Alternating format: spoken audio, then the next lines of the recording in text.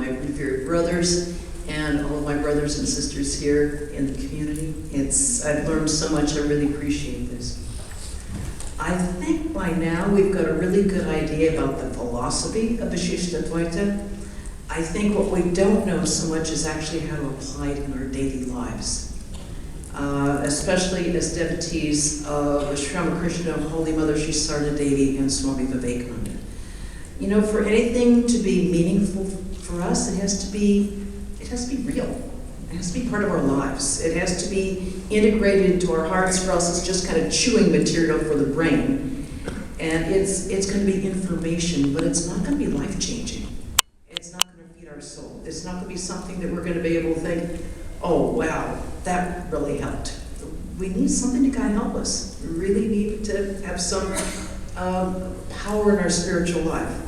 So I think what's helpful for us here is how we can practice Vishishtadvaita in the Ramakrishna Vedanta tradition today, because that's actually what we're doing all the time. I'm using Ramanuja here as kind of my measuring tape, just for the sake of talking about the practice of Vishishtadvaita. You know, as we know, Ramanuja identified Brahman with Vishnu and Narayana. Now, we might identify Brahman with Sri Ramakrishna or Holy Mother, or as Kali or Shiva. Sri Ramakrishna said Kali is verily Brahman, and Brahman is verily Kali. It's one and the same reality. But for us, the question is, well, how do we approach that same reality? How do we incorporate it in our lives, and how do we make it work for us? Vishishtadvaita tells us that bhakti is the path by which we can attain the goal of life, which is liberation, mukti. Sri Ramakrishna often said, the one essential thing is bhakti, this loving devotion to God. Sri Ramakrishna also said that we should practice sadhana and pray to God with a longing heart for love of his lotus feet. He said, you may speak of scriptures, of philosophy, of Vedanta, but you will never succeed in realizing God unless your soul longs and is restless for him. And that, as we know, is way easier said than done. But it can be done, as they would stress, through bhakti. Now, bhakti sometimes gets a reputation with a number of people as being sort of a soft spiritual path. It's for those who don't have the strength and the fortitude, or perhaps the intelligence.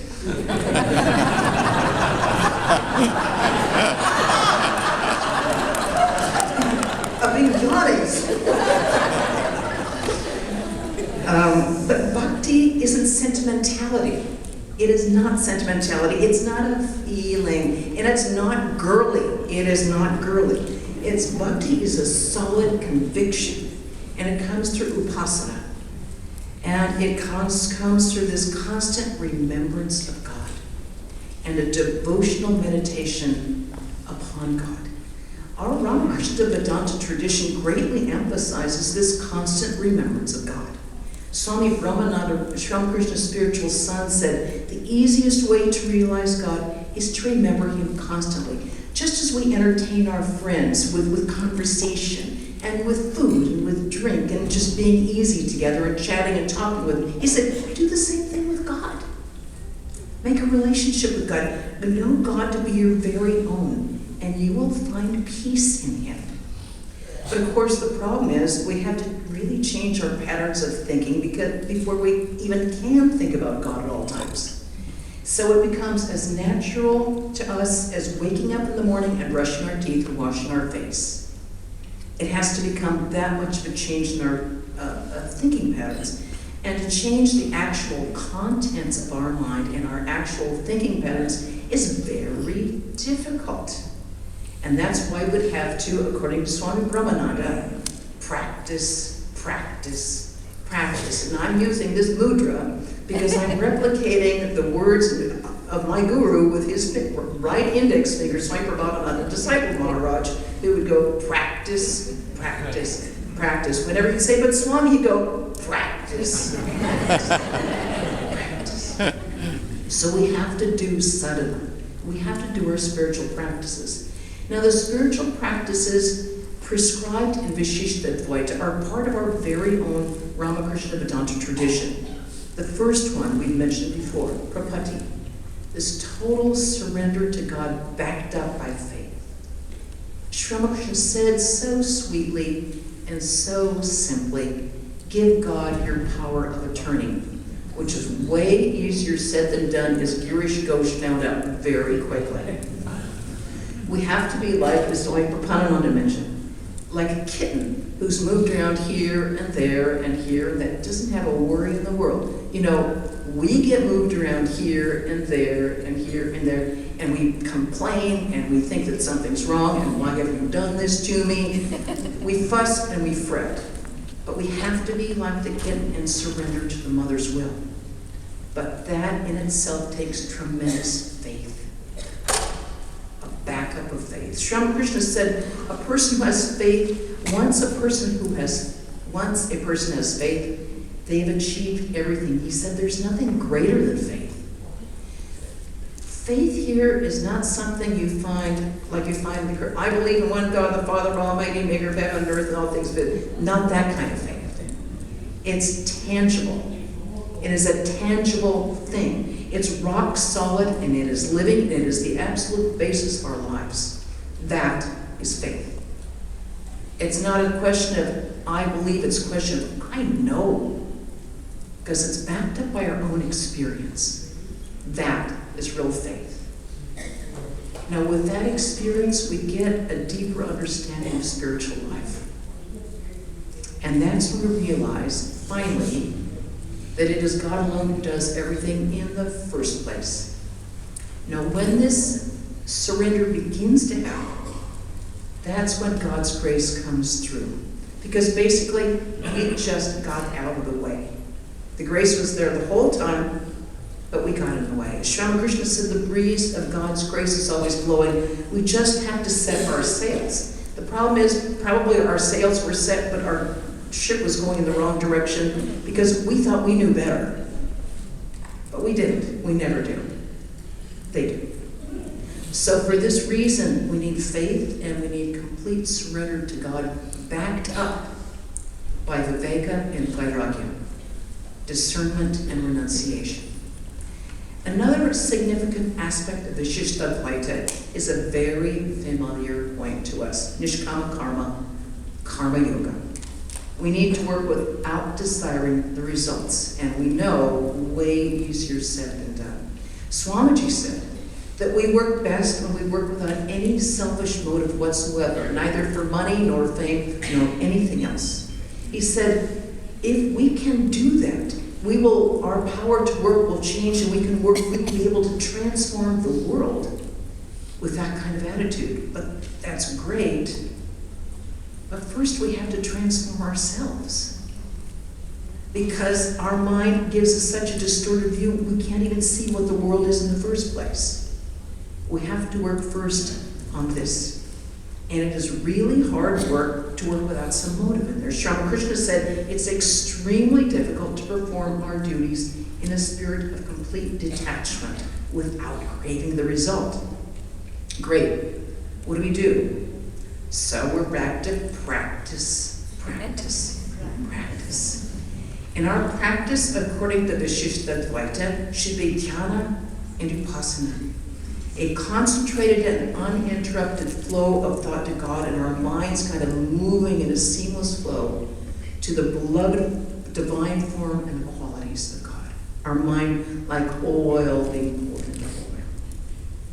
And the point of all these practices is to turn our rather lukewarm love for God into a burning fire love for God. And how we turn up that stovetop with our love, that happens with God's grace.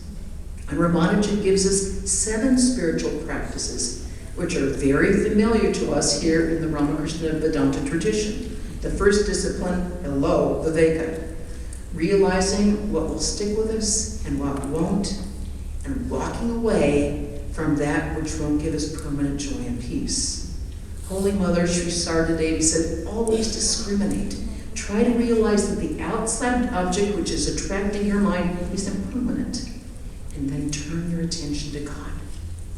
We have to kind of see how useless and worthless All this stuff is that the world has to offer us. And then we have to stop and seriously think that whatever we're craving is not going to work for us, and then we consciously let go of it, and then we try to remember what happened the last time we did it. Did it make us happy before? No. Is it going to work this time? No. And then we walk away.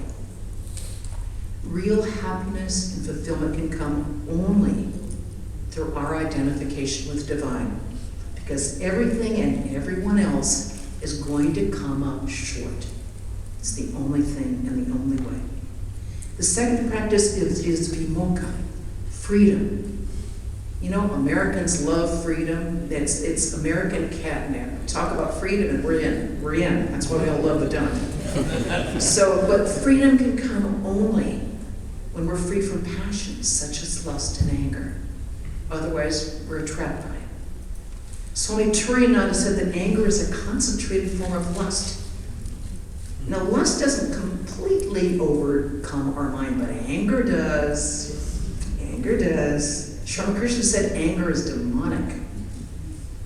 That's why we have to watch out for it, because we'll lose our freedom. Third discipline, abhyasa, practice. We have to practice what our teachers told us to do. We have to do our japa, we have to do our meditation, we have to do our prayer, and not just think about doing it. We have to actually do it. You know, in order to be a concert pianist, you have to have a piano, and you have to have your fingers actually on the keys, and you have to practice, practice, practice. You can't do it by thinking, I'll be a concert pianist. To be a good cook, you actually have to go into the kitchen. You have to chop, chop, chop. You can't just be out of the kitchen to read a recipe and say, I'm a great cook. You have to do it. And the same thing with our sadhana. We have to do our spiritual practices. Swamiji said, 1 ounce of practice is worth 1,000 pounds of theory. Amen, brother. Fourth, kriya, doing our social duties. You know, not only householders, everybody has social duties. Monks and nuns, we all have social duties too, because of our motto. Atmano moksharta jagatitaya. For the good of the world. It's part of who we are.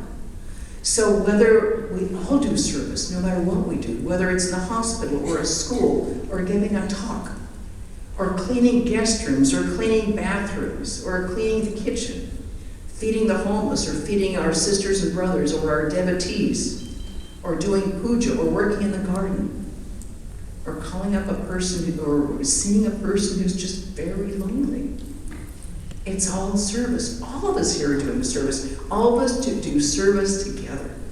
When we care for our parents, when we care for our kids, when we look after our neighbors, when we visit the sick, or visit the lonely, or have a nice word for the homeless person on the street. When you give a tip, because it's really hard to get by these days, when we're generous, when we take home an animal from the shelter, all of it is service to the Lord in their infinite, infinite beautiful forms. We all serve as embodiments of the divine. We serve whatever we can as embodiments of this Lord and the creation. Ramanuja would say we're all part of God's body. And we can think here that we're all part of Sri Ramakrishna's spiritual body. Swamiji said that the order is the spiritual body of Sri Ramakrishna, which means not only us people in orange, it's all of us here. We're all in this together. We need you, you need us. We all work together. We sustain and we nourish each other. We're all in the same place, we're all in the same movement together. And we're all joined through Sri Ramakrishna, Holy Mother, and Swami Vivekananda. We're all in this together. We're all part of this greater body of Sri Ramakrishna in the world, manifesting in the world. Fifth discipline, kalyana, practice of truthfulness and compassion. We all know what a stickler Sri Ramakrishna was for truthfulness. He sort of embodied it to the nth degree as to make an example for the rest of us. All of us, especially spiritual aspirants, have to be very careful about speaking the truth. Sri Ramakrishna said that God can be realized through truth alone because God is truth. Sri Ramakrishna also taught compassion, not only by words but by example. He felt acute pain seeing the distress and the wretched condition of the villagers of Deogar. He wouldn't move until Mathur were fed and clothed. It wasn't just people. He had compassion for the animal, for the horses, for the cats, and probably 1,000 other beings we don't even know about. Not bed bugs. He had nothing for them. They were out. Shiva, move them on a higher birth. He said, a person without compassion is not a human being. Holy Mother said, we shouldn't hurt others even by words. The last two practices, Anavasada and Anutarshana, cheerfulness and freedom from depression.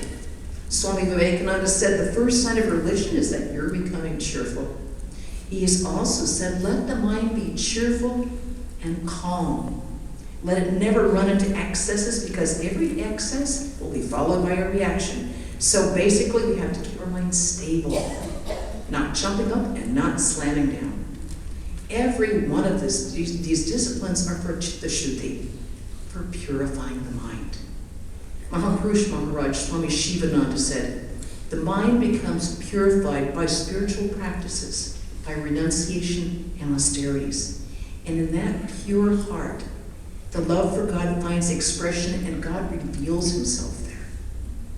When the mind is pure, we become aware of the presence of that divine, and that divine is our own real self. As we can see, these Vishishtadvaita practices are the same practices as our own Ramakrishna Vedanta tradition. And obviously, come to the point, they work. Our order has created and will continue to create saints. We have realized souls, and there will continue to be realized souls by the grace of our teachers in these practices. Spiritual practice is what our tradition tells us to do. Be up and doing, Sri Ramakrishna said. With these practices, our life changes. And the truly great thing about these practices is that people like me, hello, whose parents were from Wisconsin, these practices are available for all of us. We can and we do these practices, and these practices have transformed our lives.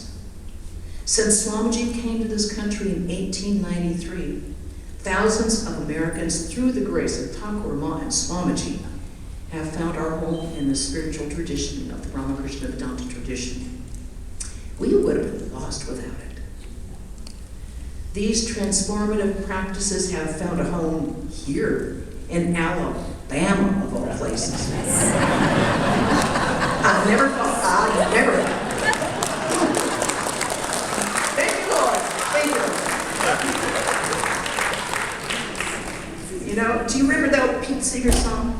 This land is your land, this land is my land, from California to the New York Islands. Dang, Ramakrishna Vedanta tradition has found a home here. And our roots are deep and they're stable, and these roots will continue to flourish. And they will nourish and flourish in the hearts of millions of people in the future, all through the infinite grace. Thakur Swamiji. Oh.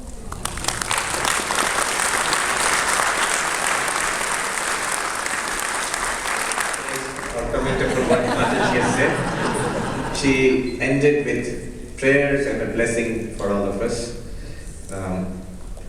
And we will always remember, practice. Our pranams to Radiant Mataji. Now it's your turn. We will move on to the question and answer session. Take it away.